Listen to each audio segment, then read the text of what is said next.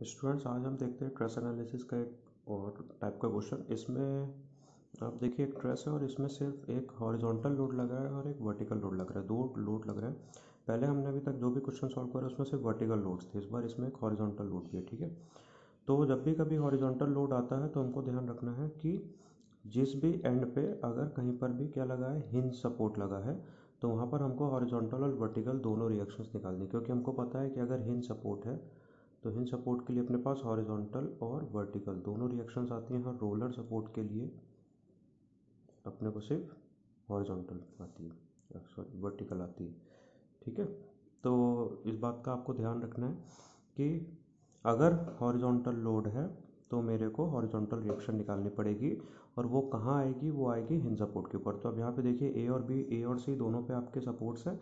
ए पे आपका हिंज है और सी पे आपका रोलर है। तो अब देखिए question, as support A is hinge hence it should consist of both vertical and horizontal reaction while support C is a roller therefore it consist only vertical reaction. ठीक है, क्योंकि ए आपका कैसा हिंज है तो उसमें वर्टिकल और हॉरिजॉन्टल दोनों आएंगे, और सी आपका कैसा है, रोलर है, तो वहाँ पे सिर्फ और सिर्फ वर्टिकल आएगा।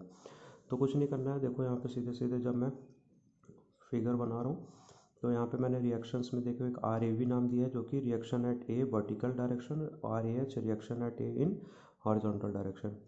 अब मैंने अपने हिसाब से ही कुछ भी अपने जो एरो थे उसको चूज़ कर लिया, और साइन कन्वेंशन वही लूँगा, upward positive, downward negative, left to right positive and right to left negative. ठीक है, तो मैंने आर ए एच को इस समय कैसा नेगेटिव डायरेक्शन कंसिडर करा, पॉजिटिव भी कर सकते हो, उसमें कोई इशू नहीं है।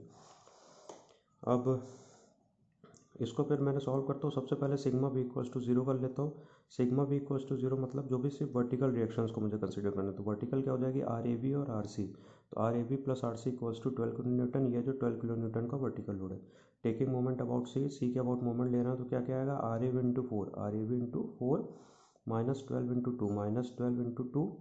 ठीक है, एंटी क्लॉकवाइज है। अब ध्यान रखना है कि ये जो आपकी हॉरिजॉन्टल फोर्स है ना, इसका भी लाइन ऑफ एक्शन ऐसा है।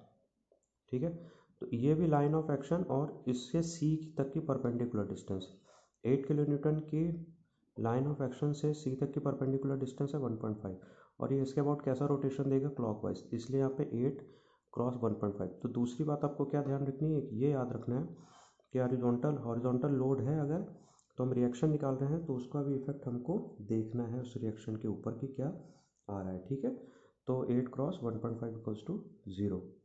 अब आर एच को तो हम यहाँ पे इंक्लूड नहीं कर सकते थे, क्योंकि आर एच की लाइन ऑफ एक्शन सी के ही तरफ है। ठीक है, तो ये दोनों एक कोलिनियर है, तो हम क्या कर सकते हैं, आर एच नहीं भी लिख सकते, क्योंकि आर एच की कोई भी डिस्टेंस नहीं है सी तक। ठीक है, तो आर ए बी की वैल्यू आ गई आपको यहाँ पे 3 किलो न्यूटन। सिमिलरली आपकी आर सी की वैल्यू क्या हो जाएगी, 9 किलो न्यूटन।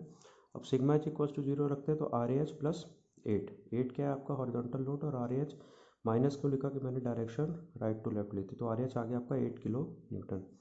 ठीक है, अब फ्रॉम द ज्योमेट्री जो मेरे दोनों ट्रायंगल बन रहे हैं, कौन कौन से ट्रायंगल, ये जो मेरे ट्रायंगल हैं बी ए डी और बी सी डी, ये दोनों इक्वल होंगे, क्योंकि 2 मीटर ही है उनका बेस, और हाइट भी 1.5 है। तो यहाँ से मैं थीटा निकाल लेता हूँ, क्योंकि थीटा मुझे दिया नहीं था। तो टेन थीटा इक्वल्स टू हो जाएगा 1.5/2, थीटा इक्वल्स टू हो जाएगा 36.86। ठीक है, अब इस थीटा को हमको हर जगह यूज़ करना है। जैसे पिछले क्वेश्चन में हमको 60/30 कुछ भी दिया रहता था, हम उसको यूज़ करते थे। अब जॉइंट ए लेते हैं। जॉइंट ए पे मेरे आने वाले फिगर, एक तो ये वर्टिकल रिएक्शन 3 किलो न्यूटन की, एक हॉरिजॉन्टल रिएक्शन 8 किलो न्यूटन की, एक एफ ए बी और एक F A D. Sigma B equals to zero करता हूँ, वर्टिकल डायरेक्शन में सबको रिजॉल्व करता हूँ, तो क्या मिलेगा मुझे, एक 3 किलो न्यूटन मिलेगा, एक एफ ए बी साइन 36.86 मिलेगा। तो यहाँ से मुझे एफ ए बी की वैल्यू आ गई -5.0, तो ये हो जाएगी कंप्रेसिव। साइन मैंने लिया था डायरेक्शन जो एज्यूम करा था, और डायरेक्शन इनिशियली मैं हमेशा टेंसाइल एज्यूम करता हूँ। Sigma H equals to zero लगाता हूँ, तो 8 किलो न्यूटन, और दूसरा क्या है, एक एफ ए डी और एक F A B cos 36.86।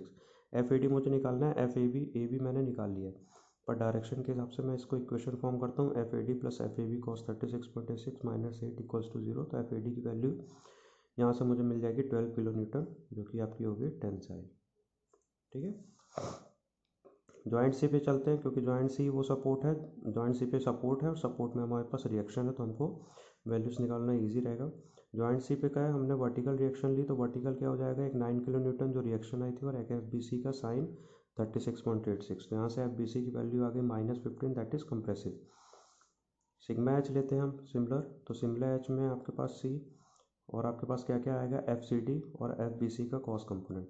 F B C हमने निकाल लिया है, सी डी निकालना है, दोनों ही नेगेटिव हैं क्योंकि राइट टू लेफ्ट जा रहे हैं, तो minus F B C cos 36.86 minus F C D. तो यहाँ से एफ सी डी की वैल्यू आ जाएगी आपके पास 12 kilo newton. F B C की वैल्यू -15 रखेंगे तो 15 क्रॉस 36.86 की वैल्यू 0.8, तो आपको एफ सी डी मिलेगा 12 किलो न्यूटन, जो कि होगा टेंसाइल। इसके बाद लास्ट एक जॉइंट हम डी जॉइंट लेते हैं।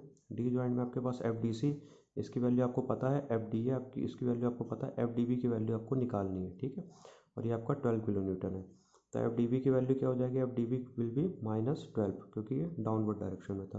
तो एफ डी की वैल्यू आ जाएगी पास 12 किलो न्यूटन। तो इस तरीके से हमने सभी मेंबर्स के फोर्सेस निकाल लिया, उनके मेंबर, मैग्नीट्यूड और नेचर को लिखेंगे। बस आपको ध्यान क्या रखना है कि जब भी कभी वर्टिकल रिएक्शन आपको मिलती है तो दो चीज़ें आपको ध्यान रखनी है। पहली चीज़ तो ये है कि जहाँ पर भी हिंज सपोर्ट है वहाँ पर आपको दोनों रिएक्शन कंसीडर करनी है, हॉरिजॉन्टल और वर्टिकल, ये ध्यान रखना है। दूसरी चीज़ याद रखनी है कि जब भी कभी मोमेंट कैलकुलेट कर रहे हैं किसी भी पॉइंट के अबाउट, तो उस हॉरिजॉन्टल फोर्स के कारण अगर कोई परपेंडिकुलर डिस्टेंस से मल्टीप्लाई करके वहाँ पे मोमेंट बन रहा है तो उस मोमेंट को भी हमको इंक्लूड करना है। अगर आप इन दोनों पॉइंट्स को ध्यान रखते हैं एक रिएक्शन निकालते समय और एक मोमेंट का फॉर्मेशन करते समय, तो आपका क्वेश्चन सही हो जाएगा।